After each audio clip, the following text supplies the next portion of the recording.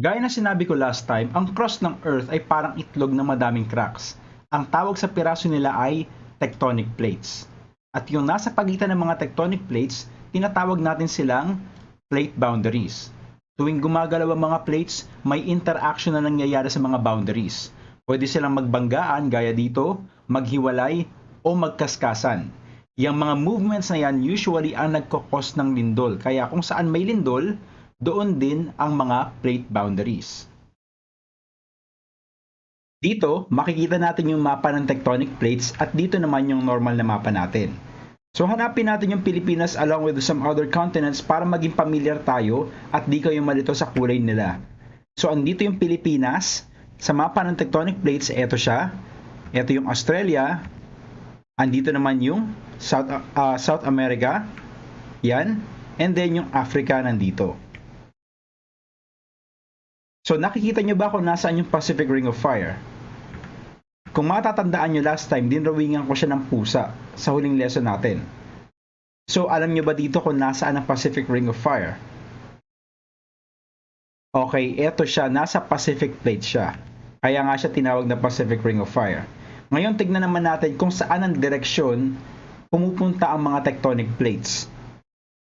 So dito, may mga arrows na yung mapa natin na nag-i-indicate kung saan papunta ang mga tectonic plates kapag gumagalaw sila. Meron tayong makikita mga plates na nagbabanggaan sa isa't isa, tinatawag natin yung convergent boundary. Meron din naghihiwalay or divergent boundary, at yung iba, nag-i-slide sila sa isa't isa, yun naman ang transform boundary. And gaya ng in-explain ko last time, gumagalaw sila dahil sa convection current sa ilalim ng lupa. Pero bago natin sila pag-usapan, required tayong alamin ng two types of crust sa ibabaw ng asthenosphere. Remember, ang asthenosphere ang fluid layer sa ilalim ng crust kung saan nakapatong ang tectonic plates. Merong dalawang klaseng crusts. Yung isa ay continental crust, and as the word suggests, ito yung crust na may kontinente o lupa sa ibabaw. On the other hand, meron naman tayong oceanic crust na lupa sa ilalim ng tubig o karagatan. Ang major difference ng continental at oceanic crust ay ang density nila. Yari sa granite ang continental crust, makapal at magaan lang ito kaya lumulutang siya sa ibabaw ng asthenosphere. Samantalang ang oceanic crust naman ay yari sa basalt. Manipis lang ito pero high density, meaning siksik ang bato sa loob nito. At dahil sa bigat niya, maaari itong lumubog sa ilalim ng asthenosphere. Okay, so simulan natin sa divergent boundaries. Ang ibig sabihin ng diverge ay maghiwalay o magpunta sa magkabilang direksyon.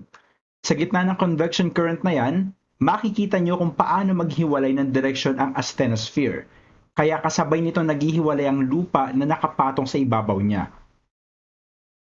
Magandang example dito ang Nubian African Plate at Somalian African Plate na makikita ninyo sa mapa. Mayroon dalawang divergent boundaries dito na pumupunit sa Africa.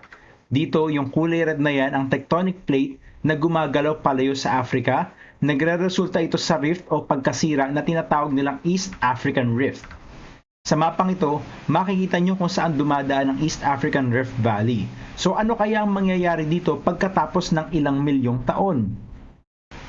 Magsisimula muna siya sa pagkasira o rift sa lupa. Daan-daan siyang lalaki hanggang maging isang rift valley. Eventually, dahil sa lalim nito, magkakaroon ng tubig, ilog o sapa sa ilalim kapag napantayan na niya ang water level ng dagat. At dahil bumubukas ang lupa, makakalabas ang magma mula sa asthenosphere na siya naman lumalamig para maging panibagong lupa sa gitna ng boundary. Eventually, mas lalo pa itong lalawak hanggang maging isang dagat o pag tumagal, maaari pang maging bagong karagatan. So dito makikita natin ang present Africa, pero after a few million years, maghihiwalay na sila dahil lalayo na ang Somalian African Plate at mag-iiwan siya ng dagat sa gitna. Para sa mas modern na example, dito tayo tumingin sa Red Sea. Siguro kung familiar kayo sa story ni Moses, ito daw yung dagat na hinati para makatakas sa mga Israelites sa Egyptians. But anyways, millions of years ago, wala pang Red Sea. Dahan-dahang naghiwalay ang African Plate at Arabic Plate. Nagsimula ito sa Rift Valley, unti-unting lumaki at lumalim hanggang sa pasukin ng tubig. Sa kasalukuyan, isa na itong dagat at maaari pa itong maging karagatan kapag nagpatuloy ang paglayo ng mga plates sa isa't isa. Sabi dito, new crust is created. So paano siya nag-expand at saan nanggagaling yung bagong lupa? Nasa ilalim ng divergent boundary kasi ang gitna ng convection current. Dito, pumapanik ang magma mula sa malalim na parte ng Earth pataas sa asthenosphere. Once na maghiwalay ang crust sa ibabaw ng asthenosphere, makakawala ang magma sa gitna ng rift. Lumalamig ito at nagiging bato o lupa kapag na-expose sa tubig o hangin. Yung ibang magma naman na hindi makakalabas ng rift, gumagawa sila ng sarili nilang butas na pwede nilang labasan kaya nagkakaroon ng volcano sa paligid ng divergent boundary. Patunay dyan ang mapang ito. Gaya na sinabi ko kanina, ang lupa sa gitna ng rift ay magma na nag-solidify dahil lumamig na ito. Ibig sabihin, yung lupa na mas malapit sa gitna ng rift ang pinakabagong lupa o mas bata. At the same time, ang pinakabagong lupa sa gitna ang siya ring pinakamainit dahil kagagaling niya lang sa asthenosphere as magma. At ang lupa na malayo sa gitna ang mas malamig dahil mas matagal na silang exposed sa hangin o sa tubig. So, recap tayo sa Rift Valley ng divergent boundary. Naghihiwalay ang lupa sa divergent boundary, lumalalim ito sa gitna at pinapasok ng tubig. Napanik naman ang magma sa empty space sa gitna, lumalamig ito at nagiging bagong lupa. Tuloy-tuloy hanggang sa maging dagat ang Rift Valley.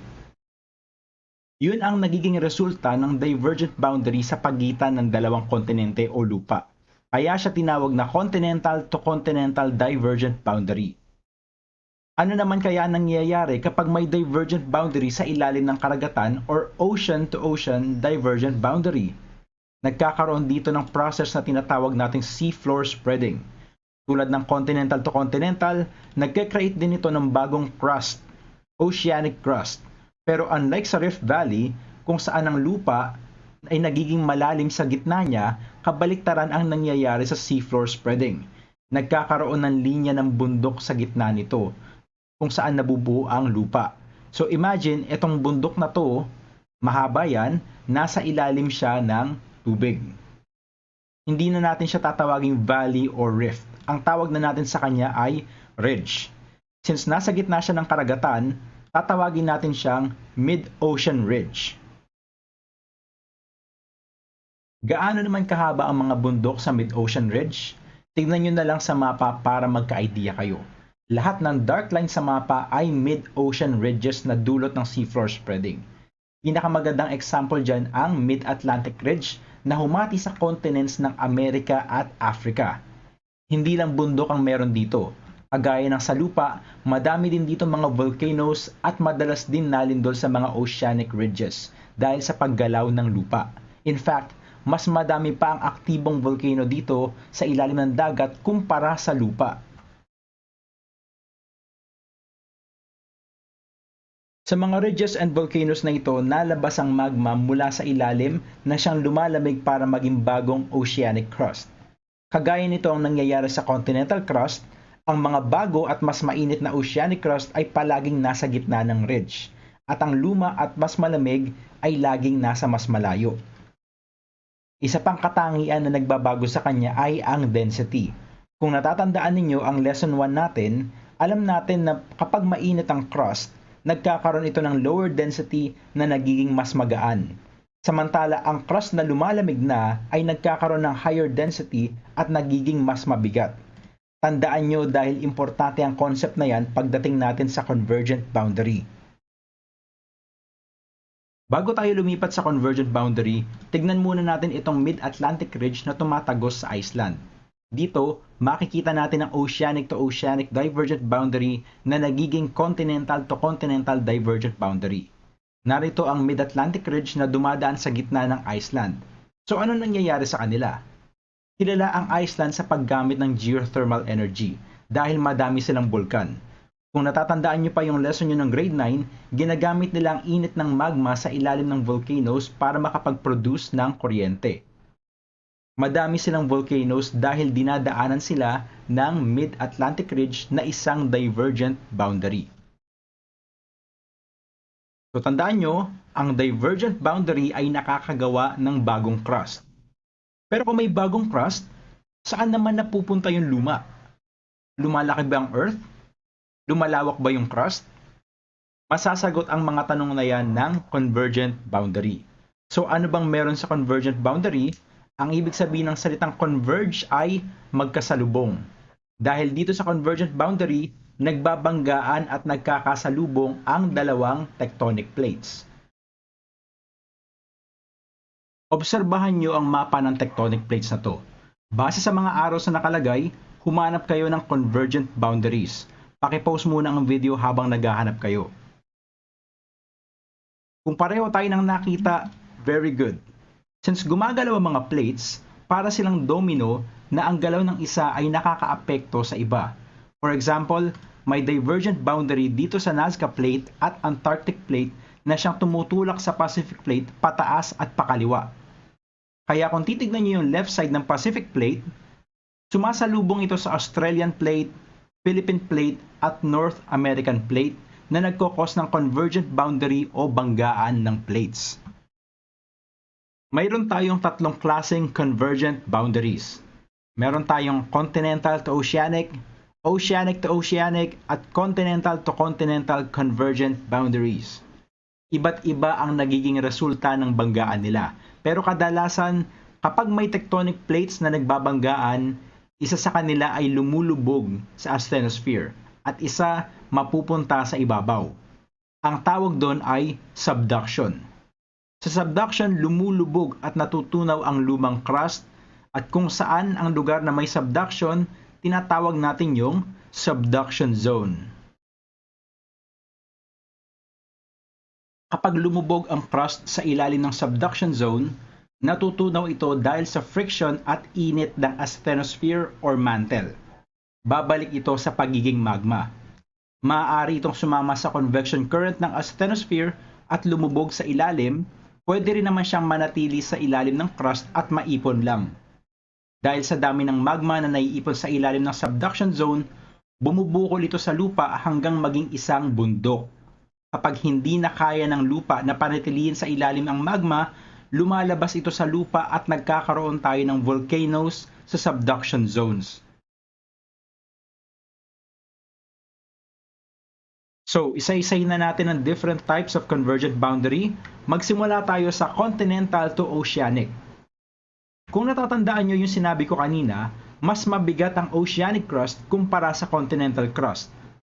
Kaya pag nagsalubong ang dalawang plates na to, palaging lumulubog ang oceanic crust. Tignan natin ang example dito sa Nazca Plate na may lamang oceanic crust at sa South American Plate na may lamang continental crust. Kung titignan nyo yung subduction zone nila, may makikita kayong madilim na parte ng dagat. Yun ang malalim na parte ng subduction zone na tinatawag nating trench. Dito sa trench, lumulubog ang oceanic plate at nahihila niya ang lupa sa paligid niya, pababa, kaya nagkakaroon to ng malaking uka. So dito pakihanap nga sa picture kung nasaan ang trench. Okay, kung yan ang sinabi mong trench, tama ang sagot mo. Makikita ang trench sa mismong subduction zone. Ano naman ang nagiging resulta kapag lumubog ang oceanic crust sa ilalim ng continental crust? Nakakabuo sila ng tinatawag nating continental volcanic arc. Example natin ang Andean Volcanic Belt kung saan napakadaming bundok at volcanoes sa gilid ng South America. Dahil yan sa pagkatunaw ng lumubog na oceanic crust, umaangat ang natunaw na magma at nakakabuo tayo ng madaming volcanoes na malapit sa subduction zone. Ito din ang dahilan kung bakit napakadaming earthquakes sa lugar na to. Okay, so sunod naman natin ang oceanic to oceanic convergent boundary. So paano kaya to, no? Pareho silang oceanic crust na mabigat. Sino sa kanila ang lulubog? Well, sabi ko kanina, tandaan nyo ang concept na to. Ang mas bagong oceanic crust ay mas mainit, therefore, kung sino ang mas bago at mas mainit, siya ang mas magaan. At yung mas luma naman, na malamig, siya yung mas mabigat, therefore, siya ang lulubog sa ilalim. Kasi mas mainit, mas magaan, mas malamig, mas mabigat. Isang magandang example dyan ang pagsasalubong ng Philippine Plate at Pacific Plate.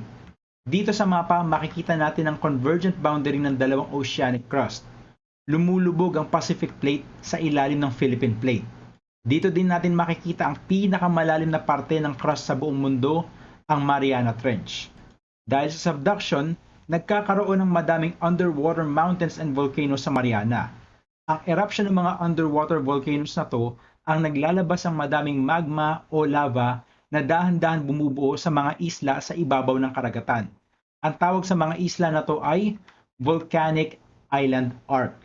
Example nito ang mga island sa Northern Mariana, kasama dito ang Guam na tinitirahan ng madaming tao. Last is ang continental to continental convergent boundary. Malaki ang pinagkaiba nito sa continental to oceanic at oceanic to continental dahil wala ditong subduction na nagaganap. Dahil parehong magaan ang continental crust, lumulutang ito sa asthenosphere at kapag nagbanggaan sila, naiipon sa ibabaw ng asthenosphere ang parehong continental crust. Lumalaki ito at tumitiklop hanggang sa maging bundok. At dahil nga walang subduction na nagaganap, wala ding magma na nabubuo sa ilalim nito, kaya walang bulkan sa continental to continental convergent boundary. Tumingin tayo ng example dito sa mapa kung saan nagbabanggaan ang Indian Plate at Eurasian Plate. Pareho silang lupa kaya walang subduction zone. Mayroon din ditong napakahabang hilera ng bundok sa lugar kung saan nagsasalubong ang dalawang continental plate boundaries. Ang tawag natin sa hilera ng bundok na yan ay mountain belt or mountain range. Ang nakikita nyo ngayon sa picture ay ang Himalayan mountain range na mas kilala sa tawag na Himalayas.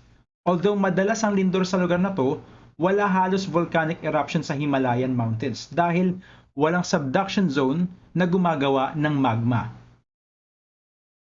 So yun ang tatlong klaseng convergent boundaries. Iba't iba ang nagiging resulta nila depende sa klase ng crust na nagbabanggaan. Pakitandaan na lang dahil baka lumabas yan sa exam ninyo. So ang last plate boundary na pag-uusapan natin ay ang transform boundary. Dito, nagkakaskasan ng dalawang plate boundaries sa isa't isa. Again, walang subduction na nangyayari dito kaya wala ding volcanoes at magma sa paligid. Pero dahil malaya nakakagalaw ang mga plates sa transform boundary, mas madalas at mas delikado ang mga lindol dito.